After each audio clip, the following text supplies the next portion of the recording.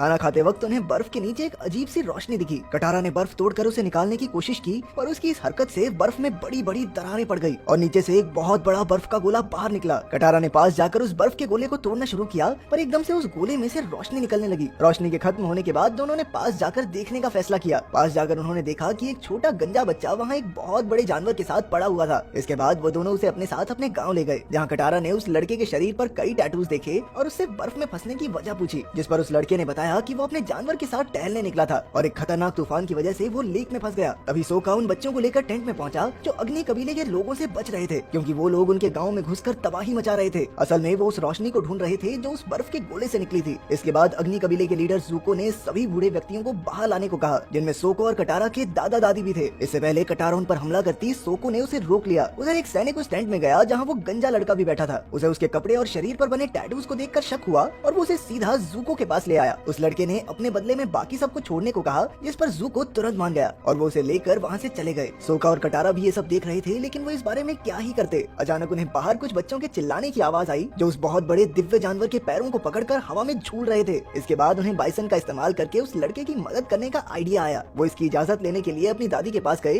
जिन्होंने उन्हें अवतार के बारे में कई बातें बताई। इससे उन्हें ये भी समझ में आया कि अग्नि कबीले के लोग आखिर उस लड़के के पीछे क्यों पड़े थे। उधर जहाज पर ज़ुको के अंकल लोआ ने उस बच्चे के अवतार होने के कई टेस्ट लिए और ये साबित हो गया कि वो सच कह रहा है, क्योंकि वो आग, पानी और पत्थर तीनों को काबू कर सकता था। ये पता लगने के बाद कि वो लड़का अवतार है, लोआ उसके साथ बड़ी इज्जत से पेश आने लगा, लेकिन ज़ुका ने बड़े बेकार तरीके से कहा कि उसे अग्नि कबीले का हिस्सा बन जाना चाहिए, जिस पर अवतार ने मना कर दिया और मौका मिलते ही वहाँ से भाग गया। उन्होंने उसे रोकने की पूरी कोशिश की, लेकिन रोक नहीं पाए। वहाँ से भागकर वो सीधा सोका और कटारा के पास पहुँचा। इसके बाद वो उन दोनों को अपने गाँव में लेकर गया, जो एक पहाड़ की चोटी पर बना हुआ था। उसके गाँव के सभी लोग हवा पर काबू कर सकते थे। वहाँ पहुँचकर उसने सोका और कटारा को बताया कि उसका नाम एंग है और उसके उड़ने वाले बैल का नाम है अप्पा। एंग को अभी तक एहसास नहीं हुआ था कि अग्नि कबीले ने उसके गांव पर हमला करके सबको मार दिया था। वो बार बार अपने दोस्त को बुलाने की कोशिश कर रहा था। कुछ देर बाद कटारा ने एंग को अग्नि कबीले के हमले के बारे में बताया, जो उन्होंने सिर्फ इसलिए किया था क्योंकि वो जानते थे कि अगला अवतार हवा पर काबू करने वाले कबीले से ही निकलेगा। तभी एंग को अपने जिगरी दोस्त का नेकलेस मिला, जो अब कंकाल बन चुका था। एंग समझ गया कि अब हवा को काबू करने वाला वो आखिरी एयर बेंडर बचा है। उसके परिवार और पूरे कबीले की हत्या सिर्फ इसलिए कर दी गई क्योंकि वो वहाँ पैदा हुआ था। उसका मन बहुत सारी भावनाओं से भर गया और तभी अपने दिमाग में वो ड्रैगन स्पिरिट से पहली बार मिला। उधर जहाज पर अग्नि कबीले के कमांडर जाओ ने ज़ुको और लोआ को डिनर पर बुलाया। जाओ ने सबके सामने ज़ुको को कमजोर बताकर उसका मजाक उड़ाया और कहा कि वो अपने बाप का बेटा कहलाने लायक तभी बनेगा अगर वो अवतार को पकड़ कर ले आए। ज़ुको इस बात से बहुत गुस्सा हुआ और उठकर वहाँ से चला गया, लेकिन जाने से पहले उसने जाओ को वादा किया कि वो अवतार को सबसे पहले पकड़ेगा। असल में ज़ुको के पिता ही अग्नि कबीले के राजा हैं। उधर रास्ते में चलते हुए एंग, सोका और कटारा के पास एक लड़की भागते हुए आई, जिसके पीछे अग्नि कबीले के सिपाही पड़े हुए थे। अपनी पहचान छुपाने के लिए एंग ने अपने सर को ढक लिया। कटारा ने उनका मुकाबला करने की कोशिश तो की, पर उसका अपनी शक्तियों पर पूरी तरह काबू नहीं था, इसलिए उसने गलती से अपने भाई सोका को ही जमा दिया। अंत में उन सभी को कैदी बनाकर धरती कबीले के गांव में लेकर गए। वहाँ जाकर उन्होंने देखा कि धरती कबीले के लोगों से जबरदस्ती दिन रात मजदूरी करवाई जाती। ये सब देखकर एंग को बहुत बुरा लगा और उसने उन्हें आजाद करने के लिए सबको एकजुट करने की कोशिश की। जैसे ही उन्हें पता चला कि वो अगला अवतार है, तो उसे अपनी तरफ देखकर उनका हौसला बहुत बढ़ गया और उन्होंने मिलकर अग्नि कबीले के सारे सैनिकों को हरा दिया। लेकिन एंग के पास अभी अपनी पूरी शक्ति नहीं आई थी, क्योंकि अभी तक वो सिर्फ हवा की शक्तियों को ही काबू करने में मास्टर था और अभी पानी, आग और धरती की शक्तियों पर काबू पाना उसे सीखना है। उसने बताया कि 100 साल पहले जब उसे पता चला कि वो अगला अवतार होने वाला है, तो वो इस जिम्मेदारी से डरकर वहाँ से भाग गया था। इसीलिए वो अपने मास्टर से बाकी की 3 शक्तियाँ नहीं सीख पाया। उसकी बात सुनकर सोका ने उसे जल्द से जल्द जाकर एक मास्टर ढूंढने की सलाह दी। एंग ने समय बर्बाद न करते हुए अपना मास्टर ढूंढने का सफर शुरू कर दिया। उधर राजा को भी खबर मिल चुकी थी कि धरती कबीले के लोगों की मदद अवतार ने की है। इसके बाद उसने एंग को पकड़ने के लिए एक प्लान बनाया। उधर जब सोका और कटारा सो रहे थे, तो एंग ने अकेले ही आगे बढ़ने का फैसला किया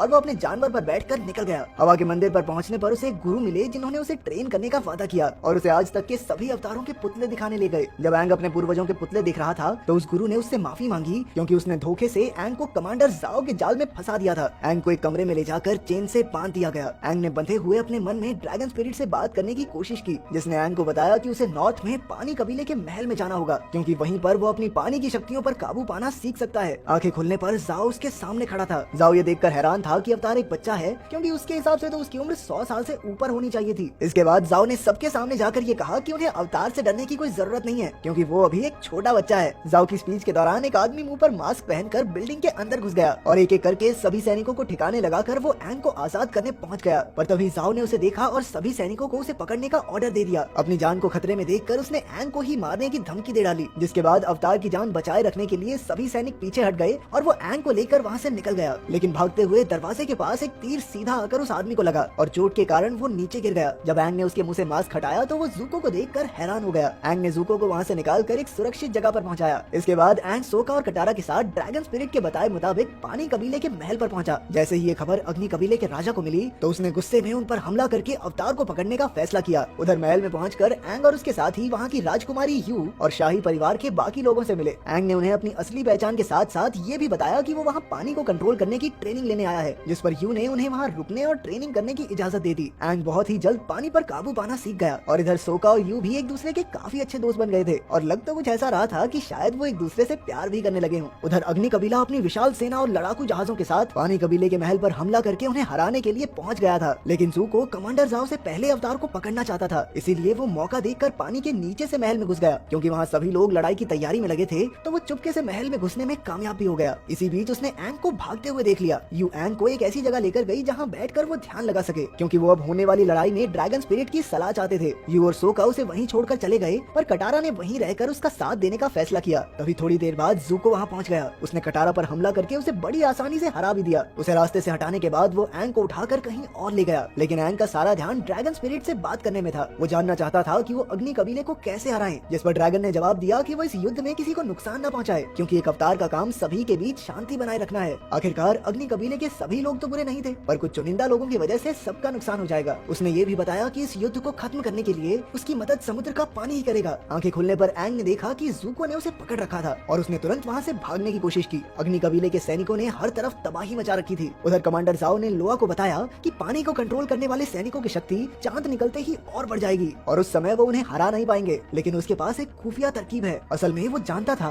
कि पानी कबीले की शक्ति का राज एक दिव्य मछली में छिपा है, इसलिए उसने महल में जाकर उस मछली को मारने का फैसला किया। लोआ ने उसे ये करने से मना भी किया क्योंकि इससे दुनिया का संतुलन हिल जाएगा, पर ज़ाओ ने फिर भी उस मछली को मार डाला। ये देखकर लोआ गुस्से से भर गया। ज़ाओ उसे गुस्से में बेकाबू होता देखकर इतना डर गया कि वहाँ से भाग निकला। उधर मछली के मरते ही पानी कबीले के सभी सैनिकों की शक्ति बहुत कमजोर पड़ गई। यू ये देखकर बहुत परेशान हुई और उसने अपने लोगों की ताकत के लिए अपनी कुर्बानी देने का फैसला किया। सोका ने उसे रोकने की बहुत कोशिश की, लेकिन यू नहीं मानी, क्योंकि उनके लोगों की शक्ति वापस लाने का और कोई रास्ता नहीं बचा था। यू के बलिदान देते ही सभी लोगों की शक्तियाँ वापस आ गई। शक्तियाँ वापस आते ही 4 सैनिकों ने ज़ाओ को घेर लिया और उसे बड़ी दर्दनाक मौत दी। एंग का भी पानी पर पूरी तरह कंट्रोल नहीं आया था, पर तभी उसे याद आया कि कैसे उसके दोस्तों और गाँव वालों ने सिर्फ उसकी वजह से अपनी जान गंवाई थी। वो एक बार फिर से भावनाओं से भर गया। उसने अपनी अपार शक्ति से पूरे समुद्र के पानी को ही अपने कंट्रोल में कर लिया। 100 फीट ऊंची लहरें बनने लगी, जिसने अग्नि कबीले के सारे जहाजों को दूर हटा दिया और इसी तरह युद्ध